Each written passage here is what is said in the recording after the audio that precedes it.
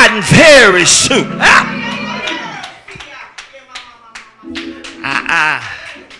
I've got a simple word for you this morning.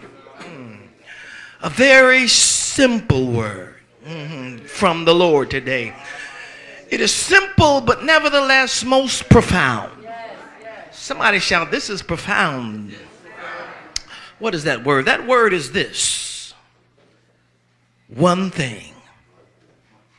Just one thing.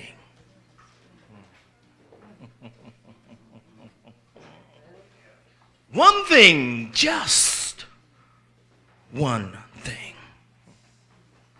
Somebody shout, one thing, baby. Just one thing. May I cut to the chase, get to the point? And you may want to write that down. Again, just one thing can cost you everything. Oh, Lord. Somebody might get mad this morning, but oh well. One thing can cost you everything. Ooh, Jesus, Jesus. Look at the text. The Bible says, now in the morning as he returned into the city, he hungered. Jesus was fully God. He was also fully man. So the human part of him was hungry. Somebody shout, he was hungry. Question, you ever been hungry for something? Hungry for breakfast, lunch, dinner? Come on. How about hungry for a blessing? Hungry for a breakthrough? Come on. Hungry for change in your life? Hungry for something beneficial? Something radical from the Lord? Anybody in here ever been hungry? Shout, I've been hungry before.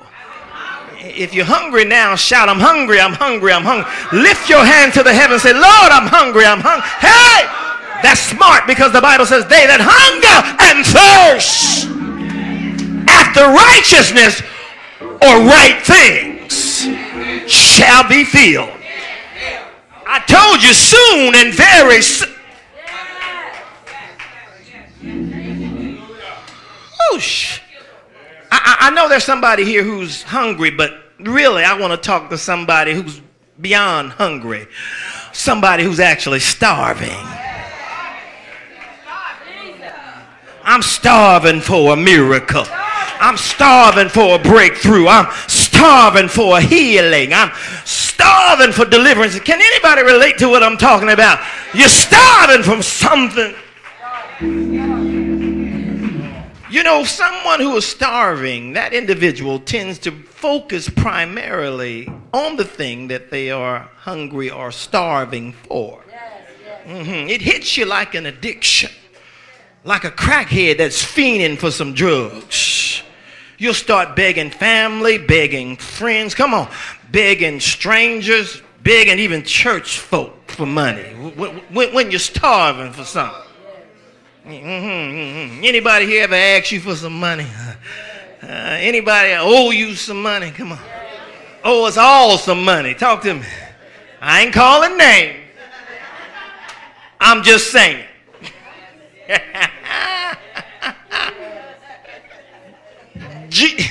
Jesus was hungry, but not for crack, not for cocaine. Come on.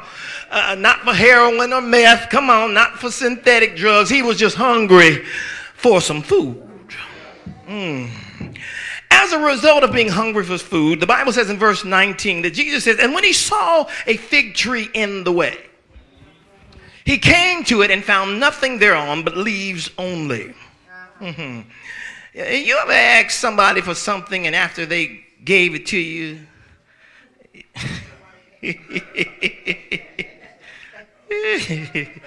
you said, is that all you got?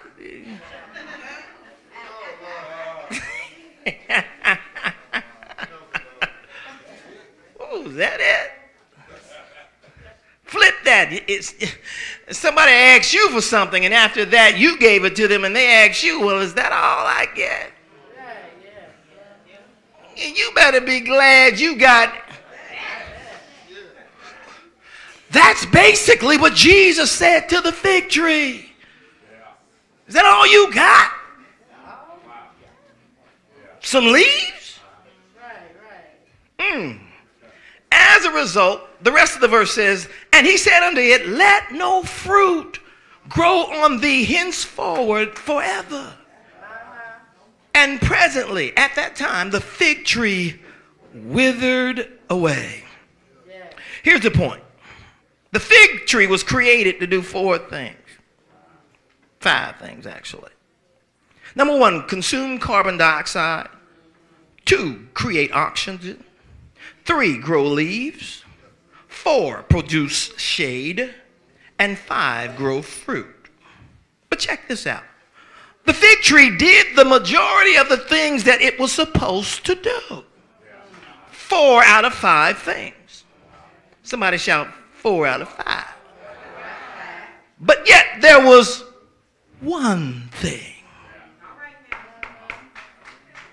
that it did not do. And that one thing, Pam, just one thing, cost that tree everything. Here's the revelation, people. Many Christians, many believers are like that fig tree. You do many of the things that God requires of you. Read sometimes, pray sometimes, attend church sometimes, show up on time sometimes, give offerings sometimes, tithe sometimes, support church functions sometimes. Somebody just said sometimes. Nevertheless, that one thing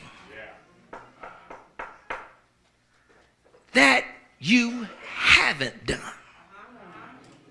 can, like this fig tree, cost you everything. In other words, all it takes, people, is one thing. Encourage your neighbor this morning in the Lord, because he's on your street, in your house, in your living room this morning, and tell them all it takes is just one thing. And that one thing can cost you everything. I got to drive this point home so that you can clearly understand what the Lord is saying to you this morning. Remember Moses, the Bible character named Moses? Somebody shout Moses. Moses was a man who under divine direction spoke to God through a burning fiery furnace. Moses was a man who was commissioned by God to lead his people out of bondage. Moses was a man who was given a rod that turned into a serpent and did many other miraculous things. Moses was a man who brought plagues upon the land of Egypt. Moses was a man that led the nation of Israel out of Egypt. Moses was a man that stretched out his rod and witnessed the parting of the Red Sea. Moses was a man who walked across the Red Sea on dry land. Moses was a man who witnessed the destruction of Pharaoh and the Egyptian army, the true enemies of God. Moses was a man who wrote and composed songs for the Hebrew nation. Moses was a man who saw God, his glory and his back parts, yet lived. He's the only one. Moses is a man who had his face transfigured by the glory of God. Moses was a man who led the people of God through the wilderness. Moses was a man who received the holy laws from God. Moses is a man who instituted a system of government for the people of God. Moses is a man who reproved Aaron for making the golden calf. Moses was a man who, through intercession, dissuaded God from destroying the nation of Israel because of their sin. Moses was a man who resided and governed God's people, God's heritage. He was a man who functioned as God's top general.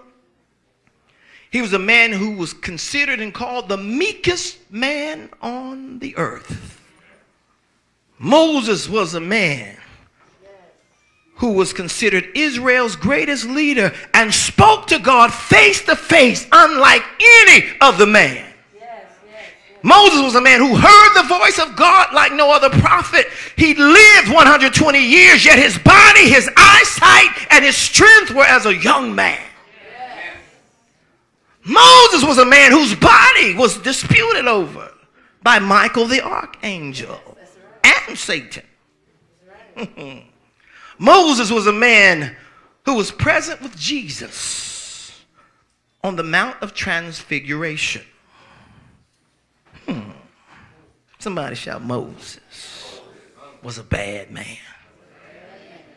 This same Moses did many great things for God, people, through the power of God. Yet on one occasion, he was told by God to touch a rock, that waters may flow from that cold, hard thing and nourish his people. But because Moses was angry, somebody shout angry. Anybody here ever been angry? Yes. Look around and see if you've ever been angry at any of the folk you see. Uh-oh.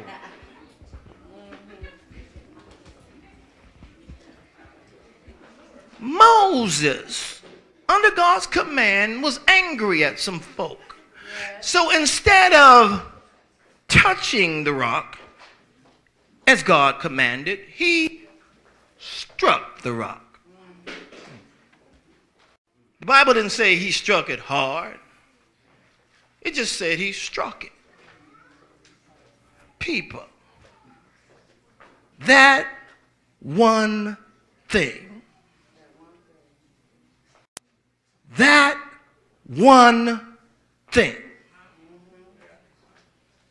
cost Moses everything. Because he did that one thing, he could not move forward into the promised land. He had to die in the wilderness just like all the others. That's because one thing, just one thing, can cost you everything.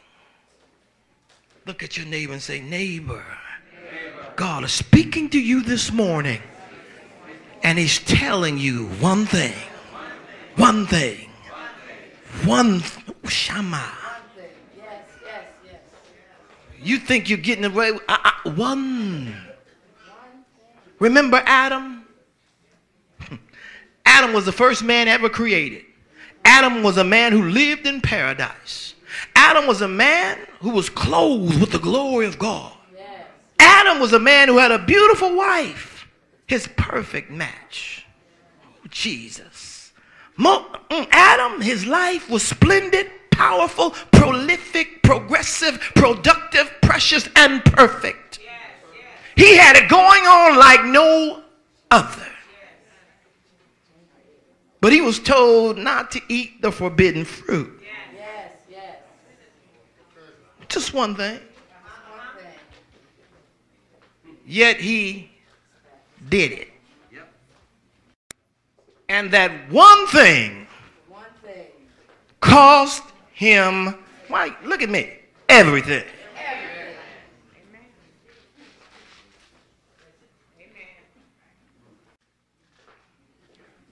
One thing might cost you this morning. You better pay attention. Yes, yes. You should not be so easily distracted. That's what happened to Peter. And he began to. God is speaking to you this morning. You better hear him. One thing. Remember Eve? Adam's wife? First woman ever created? lived in paradise, was clothed with the glory of God, had a perfect husband. Who can say they had a perfect husband? Other than Pastor Ned and Tracy around a few around.